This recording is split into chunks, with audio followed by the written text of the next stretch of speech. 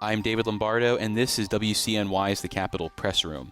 In light of Governor Kathy Hochul's ongoing effort to delay the implementation of New York's 2019 law that set ambitious greenhouse gas reduction goals for the state, which she now says would add thousands of dollars to the energy bills of New Yorkers, we wanted to consider what the implementation, as demanded by the law, might actually look like and what its effects might be. With the help of Jamie Dickerson, the former chief of staff for the New York State Energy Research and Development Authority, and now the Senior Director for Climate and Clean Energy Programs at the Acadia Center, which advances clean energy ideas. Thanks for joining us, Jamie. Thank you, David. It's great to be here. Well, I want to start with the crux of the argument from Governor Kathy Hochul, which is essentially that the world has really changed since the adoption of the Climate Leadership and Community Protection Act in 2019. And the governor points to both the increased cost of pretty much everything, as well as the hostility of the Trump administration toward pretty much anything related to green energy. And that's a roadblock you've actually acknowledged was not anticipated when the state was crafting its plan for reducing greenhouse gas emissions in the aftermath of adopting this law. How do you think the state should handle all of these variables that have emerged? Yeah, it's a great question. I mean, I think it's fair to say back in 2019, no one was thinking that this transition would be easy, but I don't think anyone could have predicted it would be as hard as it has proven to be, not only for New York, but for the rest of the region working on these policies. And it is a balancing act. There haven't undoubtedly been headwinds that New York State has faced. No one could have predicted the pandemic, the impacts to supply chain disruptions and inflation, and then the second Trump administration. At the same time, I do think, in fairness, there have been tailwinds that folks working on decarbonization have benefited from broadly. And speaking on a global level, we've seen continued cost declines in lots of renewable energy technologies that are going to be core to the achievement of the long-term goals. Battery storage, chief among them, coming to mind right now. And there was the Inflation Reduction Act for 3 years, and so I do think there have been headwinds and tailwinds. But fundamentally, as I said, as I wrote in the piece that I did, never before in human history really have we seen such dramatic advancements in the means of both producing, consuming, and storing and transmitting energy as we have seen in the past 5 years. So that is a major tailwind that we do need to consider. Well, one of the changes that the governor is looking to make is the timeline for implementing rules and regulations that would help us achieve the greenhouse gas reductions in a law. The governor has argued that right now is not the appropriate time. And when I say right now, I mean we're already a couple years behind schedule, and she's looking to push that effective date back to 2030. Do you think these rules and regulations can be implemented in a way that they are both environmentally effective and also not a drain on people's resources? I do think so. And, for me, sort of the crux of how I'm approaching this question is that for me, making progress on climate and improving energy affordability don't have to be at odds. In fact, I think when they're done right, they can and will be mutually supportive. In the vast majority of circumstances, we're talking really about the very same set of solutions that get at the core drivers, both of emissions and the core drivers of rising energy costs, which in this case, I think is, fossil fuel commodity costs and their volatility, legacy infrastructure costs for T&D, both gas and electric, and a variety of other factors that are driving cost increases recently. So for me, I think both and can be achieved, both for New York and for other neighboring states. And in this case, I think it's really important to remind ourselves that even though we're talking about climate and emissions reductions, what that will deliver is improvements that families and businesses feel in their daily lives, from their housing, their transportation, how abundant and efficient and affordable it all is, giving them relief on their bills, less exposure to those volatile prices. I think that control aspect for New York, a shift from really being on the receiving end of the global energy geopolitics that we're seeing right now to being in the driver's seat. So that's, I think, the opportunity to thread this really difficult needle right now.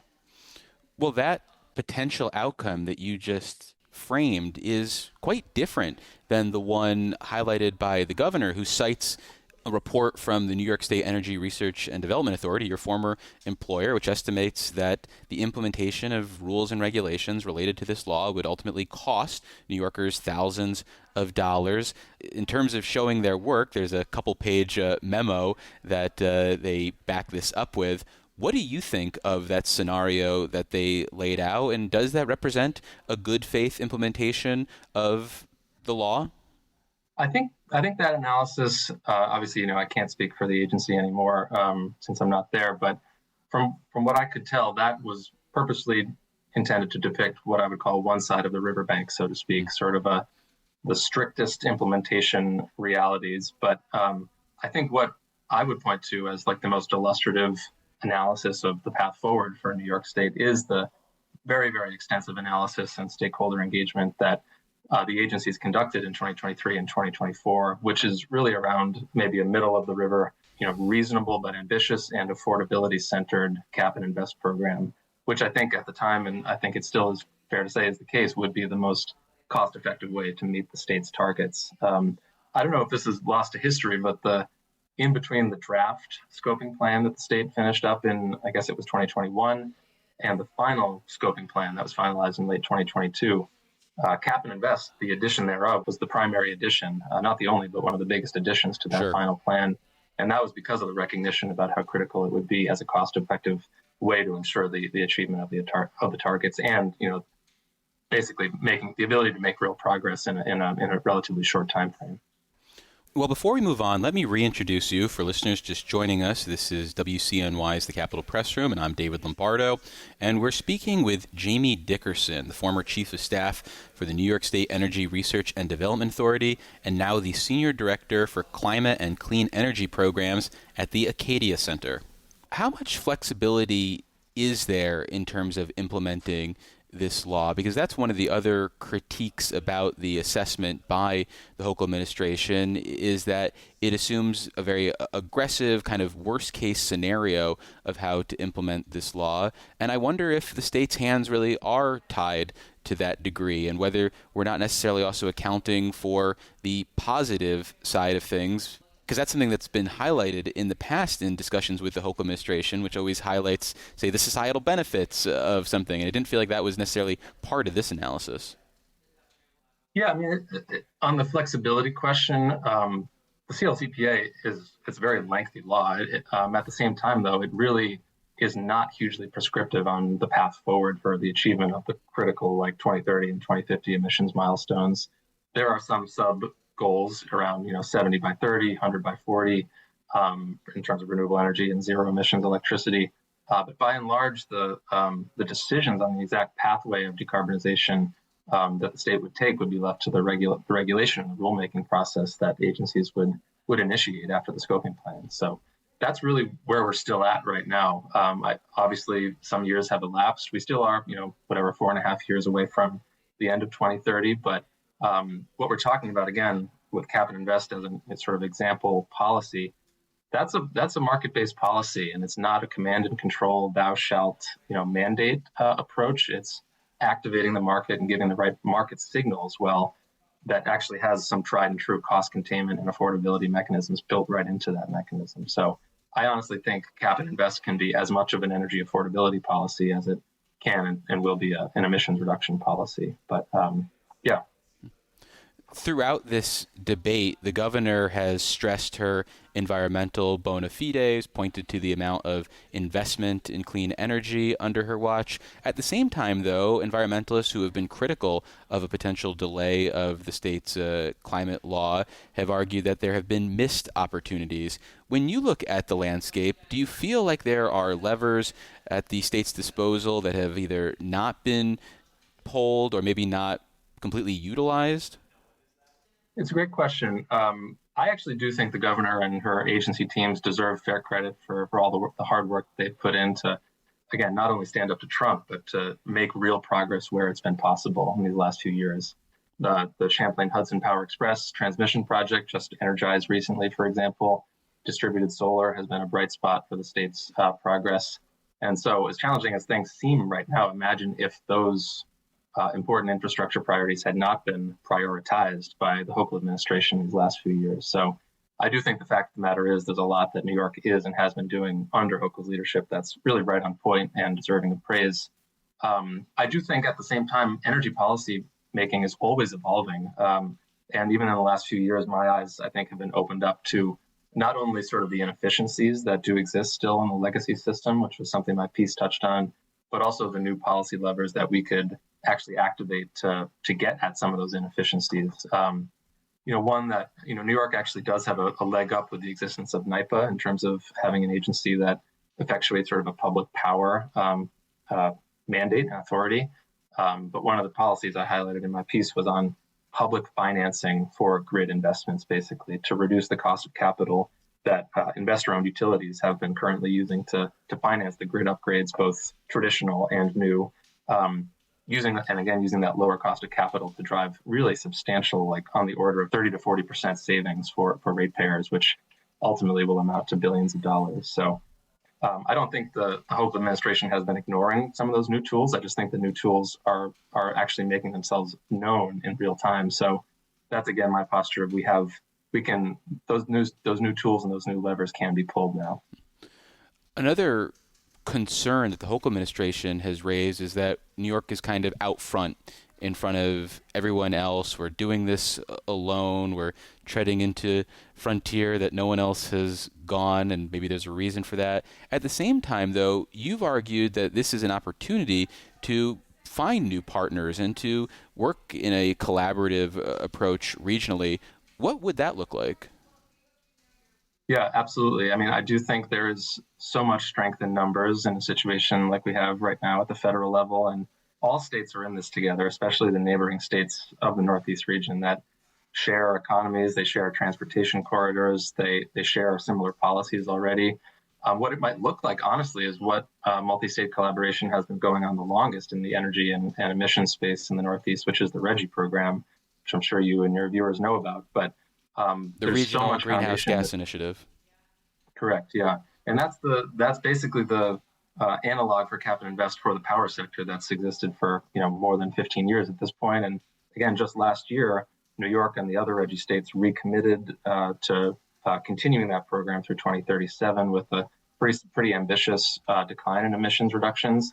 And also, since then, we've had Virginia, with the election of Governor Spanberger, indicate that they are going to be actually rejoining that coalition as well, which is a bipartisan coalition still. So I think that can be replicated in other sectors, whether it's on true sort of carbon markets or on just plain old sort of infrastructure funding, but also policymaking that can span state lines and, again, really help the overall regional market evolve and grow in sync rather than sort of on a piecemeal basis.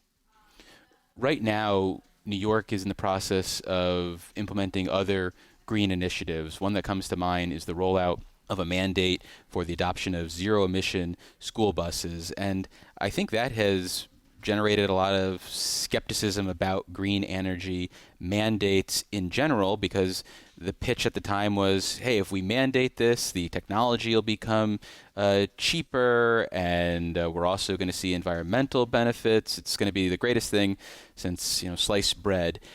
How should New Yorkers think about this evolving space and the idea to be flexible if, for example, burdens do pop up and costs don't necessarily change the way we might expect? I mean, it's a great question. I do think you have to observe that really the legacy system that the CLCPA is trying to move away from, that energy system is shaped by forces that are really well beyond the control of any one state in terms of the fuel markets, the sort of the investment decisions or lack thereof of incumbent industries, financial market practices, things like that. And when it comes to the sort of the influx of new technologies, new solutions, those are happening at a global level as well. And obviously, states like New York are trying to bring supply chains to their state. They're trying to work with communities to actually make the procurements and investments of those technologies.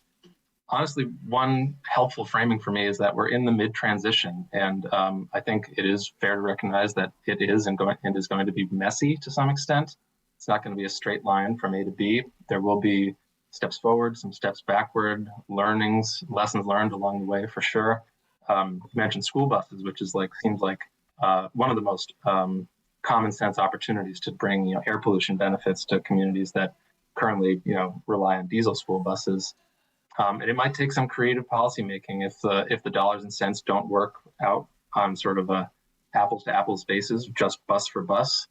the state and its agencies can work to actually set up ways for those buses to be assets for the grid during the summertime, when they're not taking kids to and from school. So I think we have to be creative, both on a policy and a technology level, and that's going to be the way to ride through this mid-transition. Well, finally, let's say the status quo is maintained and the state focuses on implementing the greenhouse gas reduction goals, rules and regulations take effect, for example. Is there flexibility in the system, in the law, in the rules and regulations to respond to adverse consequences, to respond to costs that maybe don't decrease as projected, or environmental benefits that don't necessarily realize, or other variables? I mean, do we have enough flexibility built in, or is that part of the conversation that we should have right now, maybe to give policymakers a little more confidence that they should maintain the trajectory that the law requires? Yeah, I mean, I do think there is existing flexibility that the policymakers and agencies can exercise in implementing the rule. And I do think, honestly, the path forward is really moving forward with a plan that swiftly initiates the implementation of the key programming and regulations that New York has contemplated, like Cap and Invest. And doing so will allow New York to ensure that it makes progress and stays on that positive path to really improve the everyday lives of New Yorkers. So just to give you one example of that flexibility that I think not a lot of people appreciate, NYSERDA, when it does its long-term contracting for large-scale renewable energy projects, they have shifted to a contracting structure known as an index rec. And that's basically directly intended to do what you said, which is allow projects to absorb some of the volatility and also insulate ratepayers from the risk of energy market volatility, to basically make sure that if energy market revenues dramatically shoot up, then the state is actually going to have to pay way less, and actually might get some money back from the markets and from the developers. So there are creative policy mechanisms that the state has already implemented, and I'm sure there are more models like that can be added as well to make sure that en route from the path from where we are today to the existing milestones in the law, we'll have that flexibility to absorb to shocks and disruptions along the way. Well, Jamie, thank you so much for making the time. I really appreciate it. Thank you, David. Appreciate it.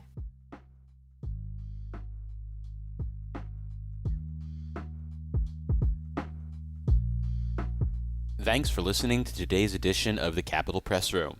For an insider take on what's happening in state government, check out our Dispatches from Planet Albany show, available wherever you get podcasts or at capitolpressroom.org. Join us again for Capitol Press Room, a production of WCNY Connected, Syracuse.